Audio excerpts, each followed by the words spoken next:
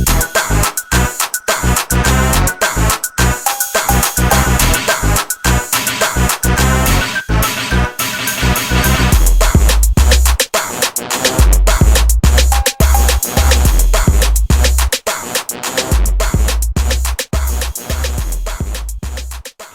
up, everybody? Welcome back to Tell 'em Tebow. Thank y'all for everybody that's been with me up until this point, or if you just came last video. Either way, thank you. Hopefully y'all enjoy enough to where y'all stay. Alright, man, so today's video is kind of course near and dear to my heart because it's me talking about my past and dealing with not having a father in the house. I know a lot of people can actually relate to this video, so that's why I'm doing it. Like I said before, I love doing videos on topics that we really don't talk about, especially as black people, and this here is one of the main ones. From what I know, the only thing we really say is, deadbeat, deadbeat, deadbeat. We never sit down with people and give them our past experiences about it, and then also, tell them how it has made us, either a better parent or just, a better role model to different people, or just being able to give advice to others that are or that went through it, but they didn't figure out a way to deal with it.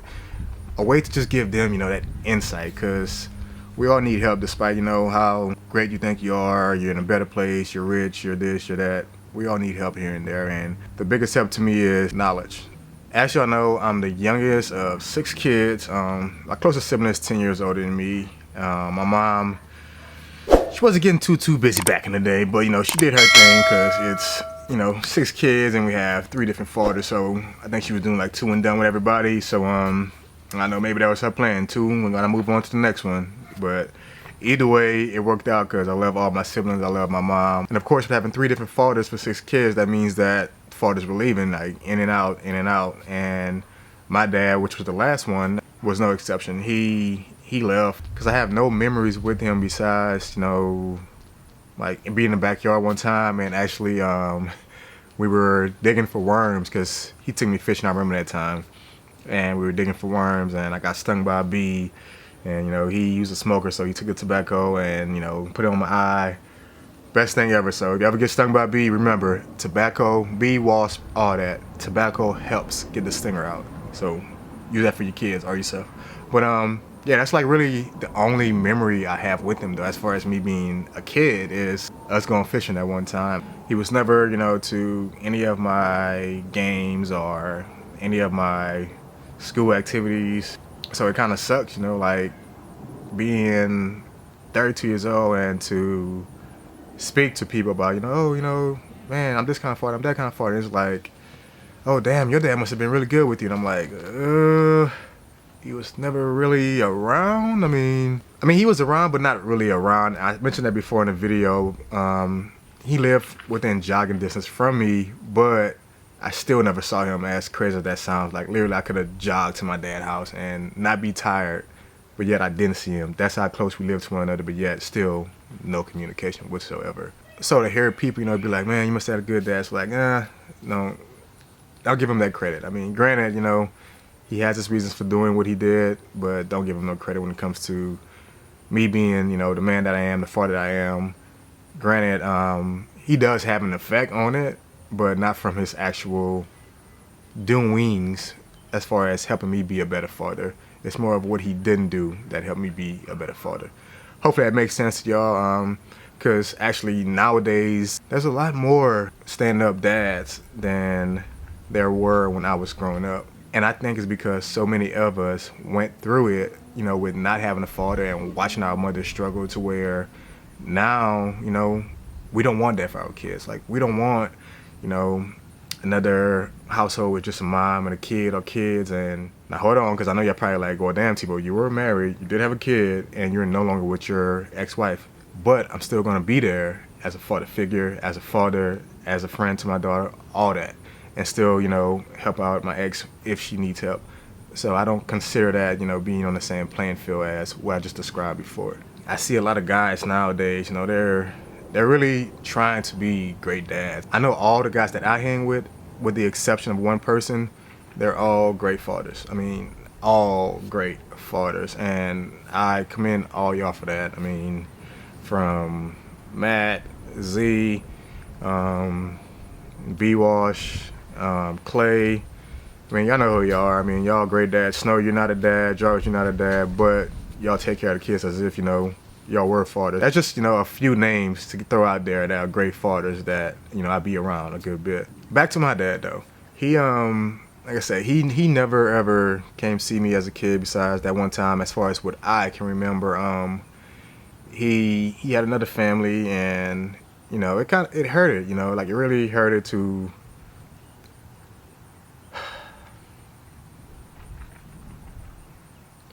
all right, first I gotta excuse me because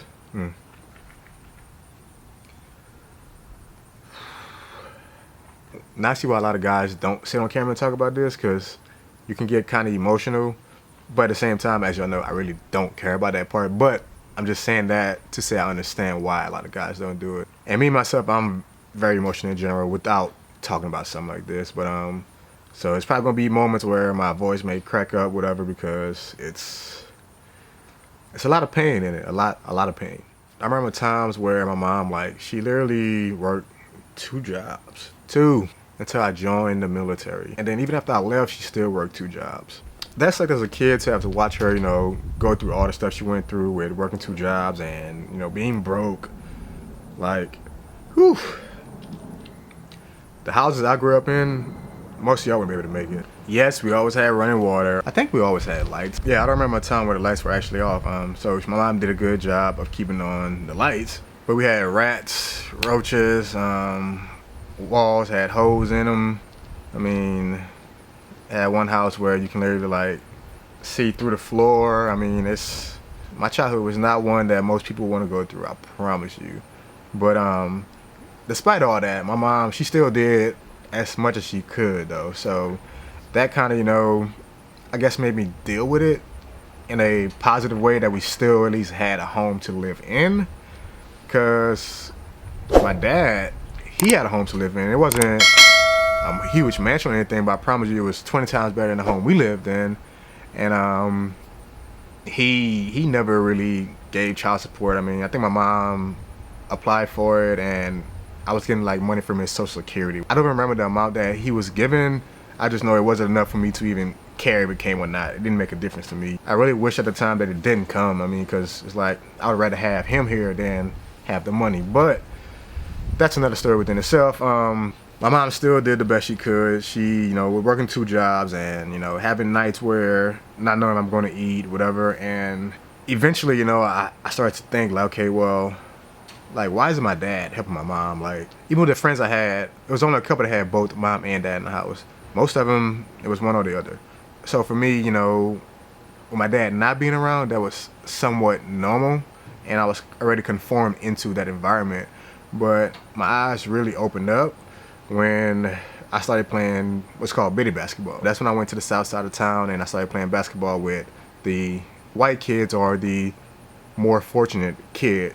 All of them, for the most part, that I met, mom and dad in the house. And when I got to actually start going to their homes, you know, for dinner or after practice or after a game, that's when I really got to see, you know, how family was. Obviously, I didn't have that at home because I had my mom, had my brothers, you know, they coming in and out. My sister would move in and out. I mean, that's how my mom's house was. Even though I was the only kid at the age I was at for my mom, all my nieces and nephews for the most part were around my age. So they would be at the house a lot. So I never really had my own room, whatever, and stuff like that. And going to, you know, these white people homes, or the, you know, more fortunate financially, I'll say, it's like, that's what opened my eyes to family more and made me question, like, okay, well, why isn't my dad here? Like, why is it that they go on family trips, or you know, they get to do this or they get to do that? It was just hella weird. I mean, and as a kid, you're confused and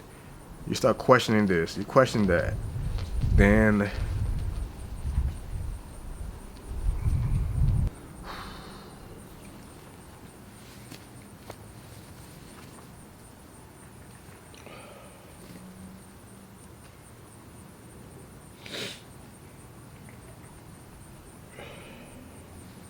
I know for me, I even got to the point to where I questioned my mom, like, you got 3 baby dads, like, what are you doing wrong? And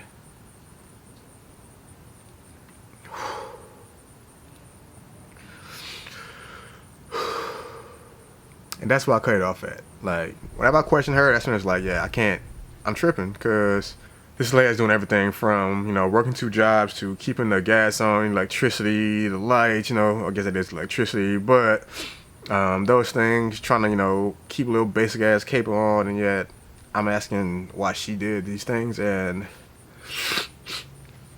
I finally came to understand myself that it wasn't her. I mean, I couldn't blame her. So that's when I started looking at my dad, and it's like, I hate you. Like, I hate you.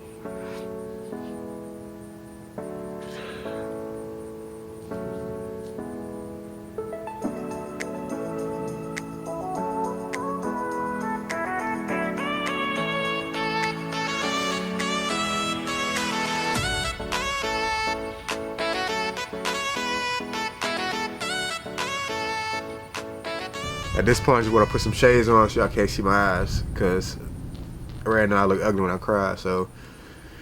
But yeah, I really hated him, and it took me a while to get over it. And I didn't get over it until I realized that nobody's perfect. And maybe it's because I thought he was trying to do right by his other kids, to where I was like, okay, like he's trying. It may not be with me, but he's trying. And maybe he realized, you know, that he needs to be a father in his kid's life, despite if it's not mine. He's doing better for my little, you know, brother and sister that he had with another lady, of course, but I still look at them as my little brother and sister. So time passed, and you know, now I'm in middle school, and of course my father's still not around. At this point, you know, I'm living with my brother now. My brother Alfred is like the 3rd oldest in our family, and I moved with him when I was 13. He has 2 kids, my little niece and nephew, Shay and P. And watching him, you know, be a father, and, you know, a stand-up father at that. Like, not just a dad, like he was a father. He was there, you know, all the time. He didn't say a lot. Like, that's the kind of person my brother is in general. He don't talk a lot, but he spoke enough for you to know that he would be there for you. And I mean, shit, he was there for me, so he didn't have to take me in. And at the age of 13, he took me in, you know, open arms, like no problem whatsoever. Fast forward, you know, I watched him be a father, and it showed me a lot of the right things to do. With him taking me in, you know, that really helped. And I think that's when I decided to let go of everything I didn't get from my dad, because my brother started giving it to me, you know, as far as the attention, you know. So my brother came, it kind of made me just, you know, say, you know what, forget my dad, like it's cool, he didn't do it, it is what it is. But my brother should have saved the day, and that was that. So even with me being at my brother's house, my mom's still working 2 jobs, still trying to give me money, still trying to do this, still trying to do that. I promised myself I would never be like my dad. And with me playing sports my whole life, my mom still missed majority of my games. Why? She worked a lot. And I always said that I would never be the father to where I would have my girlfriend, wife, ex, whatever, having to work so much to where they miss our kids doing the things that they love to do. Even though the video not over with, thank you, Mom, for being there and doing what you did. I love you. So my dad didn't really start coming back around until maybe like my junior year in high school. So I've seen him a little more. And I think that's only because my name started hitting the newspaper a little bit. We still didn't really build a relationship, you know, father-son relationship. But I saw him at certain games. He'd come speak to me real quick, and boom, he was gone. And the funny part about that is, you know, with him coming around a little bit more, with me being in high school, you would have thought that, you know, he would have told me that I had a lot more siblings around. And when I say a lot, I mean a lot more siblings around. But he didn't tell me. That's another thing we gotta work on is, if y'all have kids, please don't try to keep your kids away from your other kids, man. That's so whack. They mess around, pop up together, and talk about they pregnant, and boom, baby might come out missing a limb or something. Don't do that, y'all. Like, if y'all have kids, y'all know you'll have other kids, please inform your kids, man. Let them meet. So yeah, even with all that, you know, we still weren't really close. It took me going to basics to finally tell my dad that I didn't appreciate the way, you know, he didn't play a part of my life, you know, growing up. You know, in basic, you have so much time to just chill and whatnot, and you write letters, this and that. And one night I was just like, I'm just gonna write him a letter and express how I feel. I told him, you know, like, hey man, Just want to let you know that you suck as a father. I don't blame you anymore. You know, it is what it is. You know, you weren't there. It's cool. You were there for your other kids. That did hurt more at one point, but at the same time, you know, pretty much happy that you started to be a real father. I had no hard feelings. I did let him know that it sucked to watch my mom have to go through all the stuff she went through just to make sure that we didn't become homeless and we didn't starve all the time. Because granted, sometimes we did starve, like starve. I just had to express that. He never wrote back, of course, you know, as I expected. I didn't expect him to write back at all. It took, you know, several years to where I actually met him in the front of my mom's house. That night when I saw him, you know, he put me to the side. He was like, hey, son, I just want you to know that I read your letter. You know, it made me cry. It caught me by surprise when he said the part about, you know, he actually cried. Like, I didn't expect him to say that because he never replied to the letter. So I had no clue you got emotional. Shit, you can at least send me a text later, but he didn't even do none of that. He said that it really affected him, that he understood where I came from. He respected it. He said he had nothing to say back. He pretty much was just stuck. He didn't know how to respond to the letter. I think part of the reason why he didn't know what to say is probably because none of his kids cared enough to even express that to him. Yeah, when he told me that, you know, he was just stuck and didn't have anything to say, I mean, I just looked at him like it's cool. I mean, like I said in the letter, you know, we can build from here, because I don't want my kid to grow up without, you know, their grandfather being around. I grew up as a kid without having my actual father around. I don't want that for my daughter, my son, whoever. So for them, and also, you know, for my own, you know, well-being, I would like to have a relationship. So we got on better terms after that, started talking more and whatnot. I don't think he ever tried to be my father again. He might be too scared to have to step back after going, you know, as far as we have already, to where he probably doesn't want to cross that bridge. Either way, I respect it. I'm not looking for him to be a father at this point. I mean, shit, I'm 32 years old. Granted, you know, just being a friend, that's all I need at this point. I don't need a father. With him, you know, being the fatherless father that he was to me, it helped me be a better father. It helped me appreciate the ones you have around you. Like, it showed me that just because someone is your relative doesn't mean they're going to be there for you. He showed me that at a young age. That's why my closest people nowadays are my friends. So when I hear people, you know, say the thing about, oh, you know, you gotta keep your circle small, this and that and this. You ain't gotta keep your circle small, man. You just gotta keep some loyal people around you. But my dad showed me, you know, what not to be. And he also showed me, even though it wasn't his intentions, he showed me how strong a black woman could be. Because watching my mom do the things that she did, man, that's a strong black woman. I can never put anyone above her, like nobody. All the shit she did just to make sure that I was okay. Working 2 jobs, it sounds easy. Come home, she barely eat, barely sleep, get back up, go get it. Just to make sure I got what I wanted. He opened up my eyes to that. For all the black women out there, single mothers, even the ones that are, you know, in a marriage relationship, y'all are highly appreciated. There's no one better than a black queen. Mom, once again, I appreciate you for doing everything you did, and I promise that I'll be taking care of you for the rest of my life. I love you. So my dad not being there, and, you know, me, you know, knowing that eventually I'm gonna be a father one day, it kind of prepared me to be the best dad that I can be. And that's the reason why earlier I said that nowadays fathers are so much better. Black fathers, that is, black kings, that is. We are so much better at being fathers than our fathers were to us. Most of us. And we killing shit. Despite the little deadbeats that's there, for the most part, black men, black fathers, y'all killing shit. Keep doing what y'all do. But I knew I wasn't gonna be a deadbeat. I can never ever be able to look at myself and be like, I'm okay with me being me, knowing that I'm a deadbeat. Like, that couldn't fly. Even though my ex and I, you know, we eventually got divorced, I always said that I'll always be there for my daughter.